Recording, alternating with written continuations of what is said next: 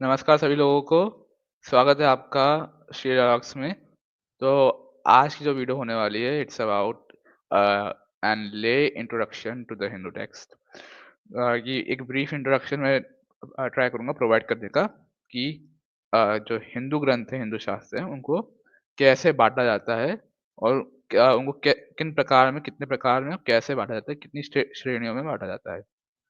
और हिंदू ग्रंथों के जो प्रमुख क्या कहते हैं शाखाएँ कौन-सी हैं? तो without wasting any further ado let us begin. तो 1 सेकंड ये वेट अम, आई होप सबको मेरी स्क्रीन दिख रही होगी। आई होप सो कि सबको मेरी स्क्रीन दिख रही होगी। तो ठीक है, हाँ, ओके आप स्क्रीन दिख रही है। आई होप सो सबको स्क्रीन दिख रही होगी तो लेट अस बिगिन। तो सबसे पहले तो जो हिंदू स्क्रिप्चर्स हैं कि जो हिंदू शास्त्र हैं उनको कितने शाखाओं में कितने तरह में कितनी वैराइटीज़ में क्लासिफ़ाई किया जाता है। तो सबसे पहले आता है श्रुति जो हिंदू ग्रंथों का सबसे प्रमुख और सबसे पहला शाखा है जो उनकी सबसे पहली भाग है वो है श्रुति। फिर स्मृति, फिर इतिहास, फिर पुराण और फिर आगम शास्त्र फिर आते हैं सबसे आखिर में दर्शन सबसे आखिर में आते हैं दर्शन शास्त्र। ओके? सो हम इन 6 के 6 शास्त्र क्या है एकदम डिटेल में जानेंगे आज। तो सबसे ज़्यादा श्रुति आती है। तो श्रुति ग्रंथ क्या होता है? तो श्रुति ग्रंथ द श्रुति लिटरेचर है, it is basically the word Shruti in itself means spoken. तो जो ये श्रुति लिटरेचर होता है, श्रुति ग्रंथ, जो भी ग्रंथ श्रुति शास्त्र के अंतर्गत आते हैं, वो उन सबको ना उनको एक ही अपौरुषीय है कि उनको अनऑथर्ड माना जाता है। क्योंकि जैसे कई स्कूल ऑफ थॉट होते हैं, जैसे कि इसमें वेद वेद और उनके जो सब पार्ट्स उनसे जो रिलेटेड ग्रंथ जैसे आरण्यक उपनिषद हो गए और उनके जो सब पार्ट्स उपवेद जो होते हैं, वो उसमें ही इंक्लूड होते हैं। Shruti literature it it constitute the Shruti literature. तो जैसे आप जानते हो कि वेदों को देखिए आप जानती होंगी वेदों को है कि कुछ स्कूल्स ऑफ थॉट जैसे पूर्व मीमांसा हो गए, वो है कि उसमें है कि अपौरुषीय माना जाता है। जैसे कि अनऑथर्ड कि उनका कोई रचयिता नहीं है कि वेदवाणी जो है इटर्नल है। इट्स बीन कि वो हमेशा से थी और हमेशा ही रहेगी। और जैसे कई कुछ स्कूल ऑफ थॉट जैसे न्याय दर्शन है उसमें वेदों को ईश्वर की रचना मानी जाती है कि ईश्वरीय वाणी मानी जाती है कि जो परम ब्रह्म है, ईश्वर है उसी ने ही इसको बोला है। बाकी सभी के सभी यही जो ऑर्थोडॉक्स स्कूल ऑफ हिंदुइज़्म में जो वैदिक फिलॉसफी की जितनी भी शाखाएँ हैं, वो सब के सब इसमें मानती है। सारे हिंदू ये मानते हैं, इस पे तो एग्री करते हैं कि वेद जो है, वो इंसानी रचना नहीं है। और वेदों को ना ओरली है कि शुरुआत से ट्रांसमिट किया गया है। ओरली उनको है कि अ, फ्रॉम एक पीढ़ी से दूसरी पीढ़ी from one generation to another generation देखिए उनको पास डाउन किया गया है। उनको बहुत बाद में जाकर जो वेद और उसके रिलेटेड जितने भी टेक्स्ट हैं, जो कि इसमें इंक्लूड होते हैं श्रुति ट्रेडिशन में, वो सब के सब एक ही जिनको भी श्रुतिगण कहा जाता है, उन सभी श्रुतिगण बहुत बाद में जाके उनको रिटन फॉर्म में कंपाइल किया गया था। तो ऐसा ही इनके बारे में माना जाता है। तो जैसे आपको जानते हैं Shruti literature mainly it just primary composed of Veda. तो इन टोटल 4 वेद होते हैं। सभी को लगभग सभी को ये मालूम ही होगा। तो सबसे पहले आता है कि ऋग्वेद, यजुर्वेद, सामवेद और अथर्ववेद। ये ये आप देख सकते हैं स्क्रीन पे, ये 4 वेद होते हैं। इन सबके नाम आप देख सकते हैं। सबसे ये एकदम ये प्राइमरी टेक्स्ट मानती है। ये सबसे कोर माना जाता है इन टेक्स्ट को पूरे हिंदू स्क्रिप्चर्स का सबसे प्राइमरी प्रमुख इनको ग्रंथ माने जाते हैं। तो अभी क्या है कि ना हर वेद का ना देखिए जितने भी वेद है सबका एक कॉमन स्ट्रक्चर है। एक कॉमन एक लिटरेरी स्ट्रक्चर है जिसमें है कि जिसके अंतर्गत क्या है कि वेदों को ना 4 भाग में मोटा-मोटा बाँटा जा सकता है। जो कि हो गया मंत्र संहिता, ब्राह्मण, आरण्यक और उपनिषद। तो अब इन चारों के बारे में मैं थोड़ा-सा समझा देता हूँ आप लोगों को। तो वेदों का ना एक कॉमन लिटरेरी स्ट्रक्चर है। जैसे सबसे पहले आता है मंत्र संहिता, ब्राह्मण, आरण्यक, उपनिषद। तो मंत्र संहिता जो है सबसे पहले जो मंत्र संहिता है, इसमें मूलतः जो देवता देवताओं को ना पूजने की जो रिधि है, जो उसमें है कि जो उसमें पूजने के जो मंत्र है, उनको उनकी उपासना के जो मंत्र है, वो सब उसमें लिखे गए हैं कि कैसे है कि जो जो चांट्स जो स्पेल्स हैं, किसी भी देवता को इन्वोक करने के लिए उस वो सब इसमें लिखे गए हैं। किसी देवता की प्रशंसा में जो लिखे जाते हैं, उनको है कि जैसे इंद्र, अग्नि, वरुण उन सब की है कि प्रशंसा में ये स ये सारे इसमें जो हिम्स या मंत्र हैं, वो सब इसमें लिखे गए हैं। ओके? और इसका है कि जो ना इसका एक और बताता हूँ, मंत्र संहिता का जो यूज़ है, ये प्राइमरीली हिंदू वर्णाश्रम सिस्टम के जो पहला स्टेज है, ब्रह्मचर्य। ब्रह्मचर्य में जो ब्रह्मचर्य आश्रम में जो कि जो होते हैं, उनको एक ही उनको पढ़ने के लिए है कि उनका यूज़ होता है मंत्र संहिता का, उनको ही मेनली पढ़ाया जाता है। ओके? देन आते हैं उसके बाद ब्राह्मणास। ओके, सो देन उसके बाद या जो आते हैं ब्राह्मण्स, तो ब्राह्मणों में क्या होता है ना कि उसमें इसमें है कि अलग-अलग यज्ञ करने की जो विधि होती है, उसका अनुष्ठान होता है, वो सब एक ही उसमें डिस्क्राइब होते हैं। जो कि है कि जिसके लिए जो मंत्र यूज़ होते हैं, वो मंत्र संहिता में लिखे हुए मंत्र जिसके लिए यूज़ किए जाते हैं उन यज्ञों के लिए। तो वो यज्ञ करने की जो विधि है, उनका अनुष्ठान वो सब के सब और इसका यूज़ ना इसके जो नेक्स्ट ब्रह्मचर्य के बाद जो नेक्स्ट आश्रम होता है, जो होता है गृहस्थ आश्रम, उसमें है कि मेनली इसका यूज़ किया जाता है। इसको मेनली गृहस्थ आश्रम के लोग ही ब्राह्मणों को स्टडी करते हैं। तो इसके बाद जो अरण्यक भाग है, जो अरण्यक का भाग है, उसमें है कि जो मंत्र आते हैं ऋग्वेद में, जिनमें एक तो वेदों के अंदर फैक्ट्स तथ्यों की बात की जाती है, जो नेचुरल फैक्ट्स हैं, नेचुरल वर्ल्ड के बारे में या देवताओं के बारे में, उनको एक फिलॉसॉफिकल वे में समराइज़ करने के लिए ये अरण्यकों में ही वो बातें लिखी रहती हैं। और अरण्यक में जितनी भी चीज़ें हैं, वो सब के सब वेदों में जो बातें होती हैं, जितनी भी एक ही नेचुरल वर्ल्ड से रिलेटेड जो फिलॉसॉफिकल बातें आती हैं, देवता से रिलेटेड, उनको समराइज़ करके लिखा गया है। और इसका जो यूज़ है प्राइमरीली वानप्रस्थ आश्रम के दौरान जो तीसरा आश्रम है, हिंदू वर्णाश्रम में उसमें होता है। देन उसके बाद आते हैं उपनिषद। तो उपनिषद भी है कि सिमिलरली अरण्यक्स की तरह ही जो है दर्शन शास्त्र के लिए एक ही बहुत इम्पोर्टेंट है, दर्शन जो फिलोसॉफिकल टेक्स्ट है और इन्हीं को ही वेदांत कहा जाता है कि जो पूरे वेदों का आखिरी भाग जो अंतिम भाग है वेदों का उन्हीं को एक ही उपनिषद कहा जाता है। तो इसमें भी है कि जो ये फिलोसॉफिकल टेक्स्ट होते हैं और इसमें है कि जो अ दर्शन के बारे में जो की जो नॉलेज होती है कि दर्शन शास्त्र के बारे में इनको सप्लीमेंट करते हैं उपनिषद। दर्शन दर्शन शास्त्र में आई हुई बातों को एक ही उनके उपनिषद की मदद से और अच्छे से समझाया जाता है। तो ये ना ये उपनिषद के कि दर्शनों के लिए बहुत ज़रूरी होते हैं वैदिक फिलॉसफी के लिए। हिंदू फिलॉसफी के लिए ये उपनिषद जो हैं वो बहुत ज़रूरी होते हैं। तो हर वेद का ना अपना एक अलग नंबर ऑफ है कि हर वेद में एक अलग नंबर ऑफ है कि उपनिषद हैं।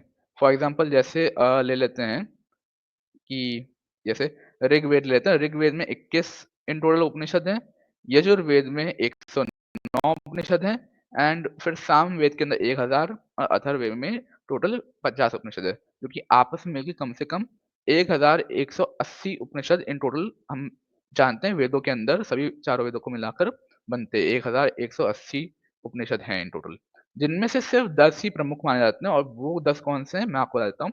सबसे पहले ईशावास्य उपनिषद, केनो उपनिषद, कथा उपनिषद, प्रश्न उपनिषद, मुंडक उपनिषद, मांडुक्य उपनिषद, फिर ऐत्रेय उपनिषद, फिर तैत्तिरीय उपनिषद, फिर छांदोग्य और सबसे आखिरी में बृहदारण्यक उपनिषद। और हाँ, जो छांदोग्य उपनिषद और बृहदारण्यक उपनिषद जो आखिरी 2 उपनिषद मैंने बताए, ये सभी उपनिषद में सबसे पुराने माने जाते हैं। It is regarded as the earliest Upanishad in all the 10 major Upanishads. Okay? So moving forward then इसके बाद ये अभी आते हैं उपवेद। तो उपवेद क्या होते हैं? बेसिकली देयर आर सब पार्ट्स ऑफ द वेदास यानी कि जो कि अप्लाइड नॉलेज अप्लाइड साइंसेस के साथ कंसर्न होते हैं जो कि ये उन सभी टॉपिक्स पे डील करते हैं it deals with those topics जो कि हमारे डे टू डे लाइफ में यूज होते हैं जिनको जो कि कहते हैं अपर विद्या जो कि हमारे मटेरियल फिजिकल की लाइफ में की यूज होते हैं जो फिजिकल लाइफ के लिए प्रैक्टिकल नॉलेज होती है उसके साथ जो है कि कंसर्न रहते हैं। तो अभी जैसे 4 वेद हैं, उन्हीं की तरह 4 उपवेद हैं। वो कौन-कौन से हैं? पहला तो Ayurveda, the science of health, फिर Dhanurveda, the science of warfare, then Gandharvaveda, the science of music, फिर आता है अर्थशास्त्र, द साइंस ऑफ पॉलिटिक्स। तो ये 4 उपवेद हो गए और इसी के साथ ये पूरा श्रुति लिटरेचर मेजर श्रुति लिटरेचर है, ये स अ, ये पूरा वो मेजर श्रुति लिटरेचर के सारे ग्रंथ हैं, उनकी लिस्ट है। Okay? Okay, then moving on to Smritis. तो स्मृति क्या होती हैं? स्मृति बेसिकली ना, स्मृति शब्द का मतलब होता है रिटन। स्मृति शब्द जो होता है इसका मतलब होता है रिटन। अब as in contrast to the Vedas, जो स्मृति ग्रंथ होते हैं, in comparison to Shruti literature, वो यही जो है स्मृति लिटरेचर में जो बुक्स आती हैं, वो सब की सब ऑथर्ड होती हैं कि उनको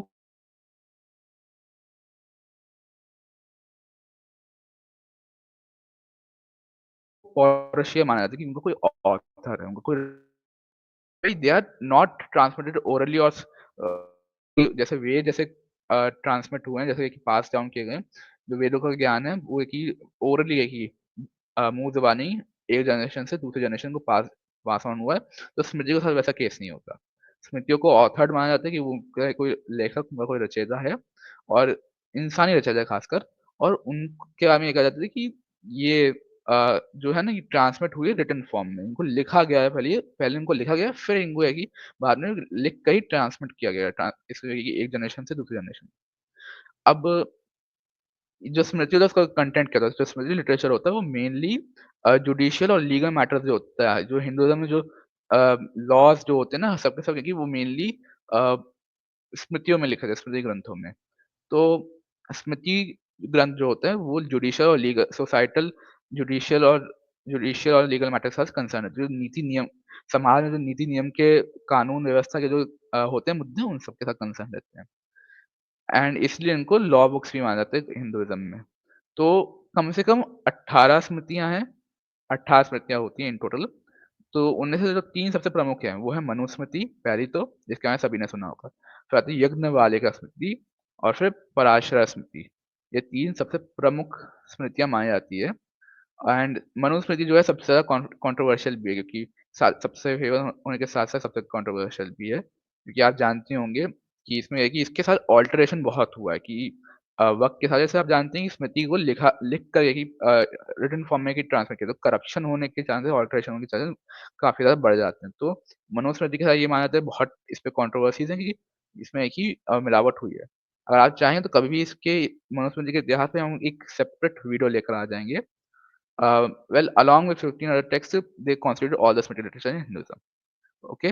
और हाँ, स्मृतियों के बारे में एक बहुत ज़रूरी बात है, कि आप सभी को याद रखनी चाहिए कि अगर स्मृति में कोई बात लिखी गई है, किसी भी मुद्दे पर, फॉर एग्ज़ाम्पल वर्ण व्यवस्था पर, या कि शादी के ऊपर लिखी गई, किसी भी मुद्दे पर लिखी गई कोई बात, सजेस्ट की गई है, तो अगर वो बात डायरेक्टली कॉन्ट्रडिक्ट करती है in any way, in any sense, क्या है कि इन एनी वे है कि जो श्रुति ग्रंथ हैं, उपनिषदों या वेदों में लिखी बातों से, तो जो स्मृति में लिखी बातें हैं वो सीधे-सीधे खारिज कर जाएगी in favour of the what is written in the Vedas और द श्रुति लिटरेचर। तो श्रुतियों को स्मृतियों से हमेशा ऊपर का स्थान दिया जाता है, कि जब भी कोई कॉन्ट्रडिक्शन अराइज़ करती है, कोई भी है कि कन्फ्यूजन होती है, तो श्रुतियों को हमेशा, ये एक नियम के तौर पर है कि श्रुतियों को हमेशा ऊपर का स्थान दिया जाता है स्मृतियों के कंपैरिज़न टू स्मृतिज़। तो ओके, ये था स्मृति लिटरेचर। देन मूविंग फॉरवर्ड, अम, फिर आता है इतिहास। तो इतिहास क्या है कि इतिहास शब्द का संस्कृत में मतलब होता है दैट व्हिच हैपेंड। संस्कृत में इसका मतलब ये होता है दैट व्हिच हैपेंड। तो ये बेसिकली पास्ट से रिलेटेड जो कि ग्रंथ होते हैं, जो कि माना जाता है, जो पास्ट को एक्यूरेटली एकदम सही-सही सत्य रूप में कि बता रहे हैं, बयाँ कर रहे हैं, जो अतीत में जो घटनाएँ हुई हैं, उनको बता रहे हैं, उन्हीं को इतिहास कहा जाता है। अभी हिंदुओं में सिर्फ 2 ही है कि एपिक्स हैं, देयर आर ओनली 2 बुक्स, 2 ही ग्रंथ हैं जिनको इस कैटेगरी में रखा जाता है, इतिहास की कैटेगरी में रखा जाता है, and that is first of all Ramayanam by Maharshi Valmiki, and then Mahabharat by Ved Vyas ji, Rishi Ved Vyas ji. तो ये महाभारत ही है, और ये महाभारत ही है जिसका एक छोटा-सा भाग जो भगवान श्री कृष्ण की कही हुई श्रीमद् भगवत गीता है। इट कॉन्स्टिट्यूट्स द महाभारत, उसका एक छोटा-सा भाग है। एंड ये महाभारत ही है, आपको एज़ अ बोनस फैक्ट बता देता हूँ, कि जो दुनिया में एट करंट जो लॉन्गेस्ट नोन पोएम मानी जाती है, सबसे लेंथी पोएम मानी जाती है, with having at least 1 million versus, वो महाभारत ही है। सो आई होप आपको ये जानकारी काम आई होगी। Okay then, moving forward we have the Puranas. तो पुराण क्या होते हैं ना, पुराण पुराण जो है दे आर बेसिकली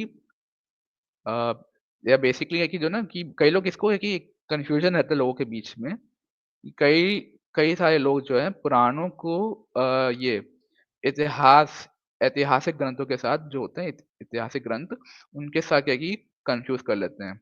हालांकि ऐसा होता है कि कई बार कि इतिहास में से जो कि रामायण और महाभारत के कई सारे किस्से कि पुराणों में है कि हमें मिलते भी है albeit in a different form, in a bit different version, but ये मैं आपको बताना चाहता हूँ कि पुराण एक सेपरेट जॉनर है हिंदू लिटरेचर, हिंदू इन विदिन हिंदू लिटरेचर पुराण एक बहुत सेपरेट जॉनर है एज कंपेयर टू द इतिहास। सो पुराण क्या है, आप जैसा पढ़ सकते हैं, consisting of narrated legends and stories on various subjects. अभी इसका ये पढ़ेगा, ये जरूरी है। Its function is to simplify its function is to simplify and expand upon the facts given in the Vedas in the form of narratives। तो basically क्या है कि ये अ, जो पुराण है उनका फंक्शन क्या है, उनका प्रमुखता कार्य क्या है। तो पुराण जो होते हैं ना वो वेदों को पूर्ण करते हैं। जो वेदों में जो बात की, जो तथ्य लिखे गए हैं, जो फैक्ट्स की बातें लिखी गई, matter of facts, natural world के बारे में, देवताओं के बारे में, उनको कहानियों के रूप में, कहानी कथाओं के रूप में है कि उनको एक्सपैंड करना और सिंप्लीफाई करके समझाना, वो ऐसा उसका फंक्शन रहता है।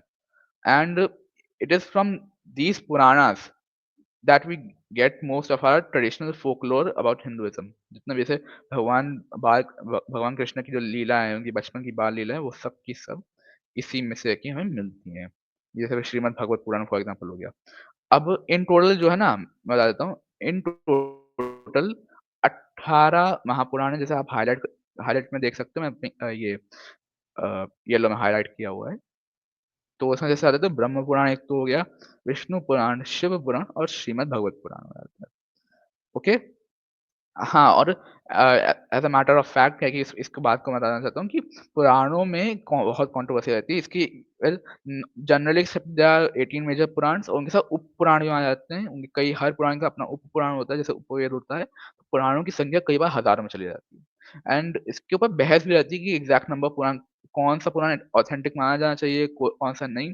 इस पे सबकी बहुत डिबेट रहती है। कई लोग तो पुराणों को आप से शुरुआत से ही खंडित करके कि खारिज कर देते हैं, इनऑथेंटिक कहकर। अ, वेल ये इस पे कि हम कभी और चर्चा कर सकते हैं, क्योंकि इस पे ये बहुत लंबा विषय है। एंड मैं ट्राई करूँगा फ्यूचर में इसके ऊपर पूरे इतिहास पुराणों का एक जो है ना इतिहास है, उनकी हिस्ट्री क्या है, उसके ऊपर एक सेपरेट वीडियो लेकर आऊँ। ओके? तो ये 18 महापुराण हो गए। एंड देन मूविंग फॉरवर्ड, ये 1 सेकंड, हाँ, देन आते हैं आगम शास्त्र।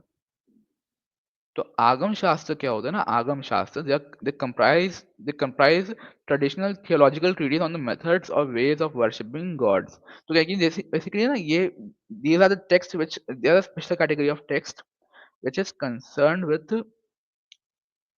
क्या क्या कहते हैं कि रिचुअल वर्शिप या डेटी वर्शिप कैसे होती है ना, कि एक पर्टिकुलर डेटी की वर्शिप कैसे करनी है, उसको एक ही रिचुअल वर्शिप के साथ उसे कैसे कैसे कोई रिचुअल परफॉर्म करना है, उसके साथ एक कंसर्न रहते हैं।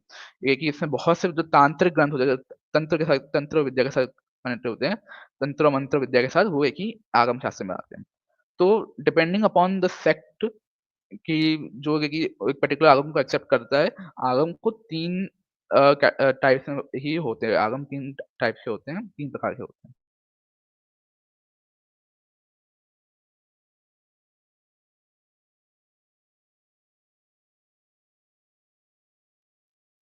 जो कि भगवान विष्णु और भगवान विष्णु की भक्ति से रिलेटेड होता है, वैष्णव आगम से। और ये कि जैसे शैव है ना, ये शैव पंथ से बिलॉन्ग करते हैं, वैष्णव आगम वैष्णव पंथ से। और फिर है शाक्त आगम, जो शाक्त संप्रदाय से बिलॉन्ग करते हैं, शाक्त संप्रदाय के द्वारा एक्सेप्ट किए जाते हैं, क्योंकि माँ आदि शक्ति के बारे में होते हैं। Okay, nice, okay. तो देन मूविंग फॉरवर्ड, अब आता है दर्शन शास्त्र। दर्शन शास्त्र क्या होते हैं? They are philosophical works, they are philosophical texts which comprise make up the core of the Hindu philosophy composed by the sages. देखिए कि इनको सूत्र या सोपान के रूप में लिखा जाता है, एफोरिज़्म जिनको कहते हैं इंग्लिश में। और ये है कि ना बेसिकली ऋषि और मुनियों के द्वारा लिखे गए टेक्स्ट होते हैं, जो कि फिलॉसॉफिकल है कि टेक्स्ट होते हैं, जो कि जैसे नेचुरल वर्ड्स के बारे में होगा, जो कि है कि अ, ईश्वर वगैरह की है कि ऊपर जो बात करते हैं ऐसे मुद्दों के ऊपर। तो there are in total 6 school of thought of Vedic philosophy. ये जो है ना 6 स्कूल ऑफ थॉट मैं बताता हूँ, जो 6 स्कूल ऑफ थॉट है वैदिक फिलॉसफी के।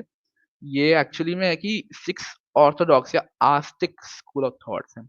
देयर आर ये कि कैसे कि इसके आउटसाइड भी है कि स्कूल ऑफ थॉट्स हैं हिंदू फिलॉसफी में, एक जैसे कि जो मान्यता दी जाती है, जैसे जो कि नास्तिक माने जाते हैं, हेटेरोडॉक्स स्कूल ऑफ फिलॉसफी, जो कि हैं जैसे जैन, बौद्ध, चारवाक ये सब का किया हुआ है।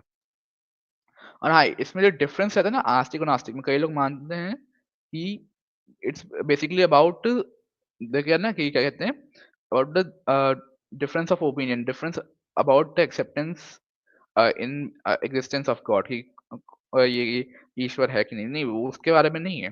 एक जनरल मिसअंडरस्टैंडिंग है। आस्तिक और नास्तिक दोनों का मतलब ही यही होता है कि जो आस्तिक आस्तिक स्कूल ऑफ थॉट वो होते हैं जो कि वेदों की अथॉरिटी को एक्सेप्ट करते हैं, और ये 6 स्कूल जो आपको दिख रहे होंगे जिसमें ये सब के सब अ, वेदों को as a source of information अपना एक्सेप्ट करते हैं, उनकी अथॉरिटी में मानते हुए वेदों के तहत। While on the other hand जो जैन, बौद्ध, चार्वाक दर्शन हो गए, जैसे टू नेम 3 ऑफ देम, ये नास्तिक स्कूल ऑफ थॉट होते हैं, जो वेदों में है कि वेदों को as a source of information नहीं रिगार्ड करते हैं। तो अभी जैसे कि 6 स्कूल ऑफ थॉट हो गए, वैदिक फिलॉसफी के जो ऑर्थोडॉक्स स्कूल ऑफ थॉट है। तो ये है कि इनके ये जो आप देख रहे हो ना, ये यहाँ पे सूत्र हैं, सबके साथ जो फाउंडेशनल टेक्स्ट है, हर एक स्कूल ऑफ थॉट का एक फाउंडेशनल टेक्स्ट है, जिनको उनके फाउंडर के द्वारा लिखा गया है, जिनका मैंने नाम दिया, ब्रैकेट में दिया हुआ है। सबसे पहले आता है न्याय दर्शन। इसका सबसे फ्रेंड स्कूल ऑफ लॉजिक, ये जो लॉजिक के बारे में, लॉजिक, रेटोरिक और रीजनिंग है कि आर्ट ऑफ आर्गुमेंटेशन के से कंसर्न रहता है। ये इसका इसमें क्या है ना, लॉजिक के बारे में मेनली है कि इसके ऊपर डिस्कोर्स किया गया है कि न्याय दार्शनिकों ने बहुत लंबे समय से ये चलता आ रहा है कि उन्होंने लॉजिक के ऊपर बहुत एक ही अच्छा खासा एक डिस्कोर्स किया है। इंडियन फॉर्म ऑफ लॉजिक, और उसका इंडिया में लॉजिक के डेवलपमेंट में इनका बहुत बड़ा योगदान रहा है। फिर आता है वैशेषिक दर्शन, जो कि है कि सभी शाक्त दर्शन, जो 6 दर्शनों में सब दूसरा सबसे पुराना माना जाता है आफ्टर सांख्य दर्शन। तो इसके फाउंडर थे कणाद ऋषि, और इसका ये है टेक्स्ट है वैशेषिक सूत्र। वैशेषिक सूत्र में ये है कि देखिए, अब इंडियन एटॉमिज्म की बात करें तो कणाद ऋषि, अगर आप उनके स्मॉल पार्टिकल बहुत सूक्ष्म कई कणों से मिलके बनाई ये पूरी दुनिया बनी हुई है, कंपोज्ड ऑफ मैटर। और वो क्या है ना, वो जो मैटर वो बहुत सूक्ष्म कणों से है कि मिलके बना है, जिसे कहते हैं परमाणु, जिसे उन्होंने कहा था, जो कि इनडिविजिबल है। फिर कि आता है सांख्य सूत्र, जो कि सांख्य दर्शन का प्रमुख टेक्स्ट है, जो कि लिखा गया था कपिल मुनि के द्वारा। अभी सांख्य दर्शन कहते हैं it it has a dualistic metaphysics, it propounds a dualistic metaphysics, क्योंकि इसमें 2 चीज़ों को प्रमुख माना जाता है। एक तो पुरुष एक तो पुरुष और दूसरा प्रकृति। एक ही इसमें कहते हैं कि पुरुष जो है वो प्रकृति की मदद से सृष्टि का रचाई करता है, कि ये सृष्टि प्रकृति है और पुरुष उसका रचयिता है, उसकी वजह से ही वो रचता है इस दुनिया को। ठीक है? फिर आता है योग सूत्र, जो महर्षि पतंजलि का है। ओके? तो योग सूत्र में जितने भी योग दर्शन का जो टेक्स्ट है आप समझ गए होंगे। तो महर्षि पतंजलि ने इसमें कि योग के मदद से योगा की मदद से मोक्ष पाने का कि रास्ता बताया कि कैसे एक इंसान मोक्ष पा सकता है, उसकी स्टेजेस क्या होते हैं, तो कैसे वो स्टेप्स कौन उसके स्टेजेस के बारे में डिस्कस किया कि योग के थ्रू कैसे कि एक इंसान मोक्ष पा सकता है। ओके, देन आता है मीमांसा सूत्र बाय ऋषि जैमिनी। अभी मीमांसा सूत्र जो है ये जो है पूर्व मीमांसा दर्शन का प्रमुख ग्रंथ है, जो कि मेनली एक्सप्लेनेशन एक्सेजीसिस जो होती है ना, इसे कहते हैं इंटरप्रिटेशन, वेदों के इंटरप्रिटेशन और एक्सप्लेनेशन के से क्या है कि मेनली होता है कि अम, उससे की संबंधित होता है। खासकर वेदों का जो कर्म कांड सेक्शन होता है, जिसमें मंत्र संहिता और ब्राह्मण आदि जो रिचुअल वर्शिप से कंसर्न होते हैं कि कैसे ये है कि वेदों में जो लिखे गए अनुष्ठान है, विधियाँ हैं, उनको करेक्टली कि वो करेक्टली परफॉर्म करना, उससे क्या है कि मेनली होता है। एंड यही मीमांसा दर्शन, ये पूर्व मीमांसा दर्शन इसके जिसके दार्शनिक वेदों को अपौरुषेय मानते हैं, कि वो मानते हैं कि किसी ईश्वर के रचित नहीं है वेद, वो है कि इटर्नल है शुरुआत से, मीमांसा दर्शन का ये कहना है। फिर आता है ब्रह्मसूत्र, जिसे ऋषि बद्रायन ने लिखा था। तो ऋषि बद्रायन जो है वो उत्तर मीमांसा दर्शन के संस्थापक थे। तो उत्तर मीमांसा दर्शन क्या है? So basically it is the same as the Vedanta Darshan, इसको हम वेदांत दर्शन कहते हैं, उसी का एक ही दूसरा नाम उत्तर मीमांसा है। तो उत्तर मीमांसा दर्शन जो है ये मेनली है कि इट्स रिलेटेड टू द कि इट्स रिलेटेड टू, ये टॉक्स अबाउट एक जो है ना ब्रह्म का जो है ना ब्रह्म के बारे में ये बात करता है, सत्य क्या होता है, ब्रह्म क्या है, ब्रह्म का जीव से संबंध क्या है, जीव क्या होता है, ब्रह्म और जीव का जगत से संबंध क्या होता है, उससे है कि मेनली उससे उसके बारे में बात करता है कि it it tries to explain the nature of reality, उससे यही बात करता है। अब वेदांत दर्शन जो है उसमें भी 6 सब स्कूल ऑफ थॉट आते हैं। तो मैं गिना देता हूँ आपको कौन-कौन से। सबसे पहले आता है जगत गुरु आदि शंकराचार्य का अद्वैत दर्शन, जो सब जानते होंगे। और फिर आता है जगत गुरु श्री रामानुजाचार्य जी का विशिष्ट अद्वैत दर्शन, फिर जगत गुरु श्री माधवाचार्य जी का द्वैत दर्शन, और उसके बाद आता है श्री निम्बार्काचार्य जी का है कि द्वैत अद्वैत, श्री वल्लभाचार्य जी का शुद्ध अद्वैत, और फिर आता है चैतन्य महाप्रभु जी का अचिंत्य भेद अभेद। वो है कि ये 6 सब स्कूल ऑफ सब स्कूल ऑफ थॉट हैं within the Vedanta school of thought. Okay? So ये हमारा एक शॉर्ट इंट्रोडक्शन था। It was an brief introduction to the Hindu text, उनके प्रकार कितने होते हैं, उनकी शाखाएँ कौन-कौन सी हैं।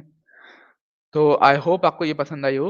If I do missed something, मैं कुछ भी मिस किया तो please let me know, feel free to correct me, मैं कोई मिस्टेक भी कर रहा हूँ, please do feel free to to tell me, do feel free to correct me, the comment section is open. तो विथ ऑल दैट सेड, आप सभी का धन्यवाद जुड़ने के लिए। Thank you. जय श्रीमन नारायण।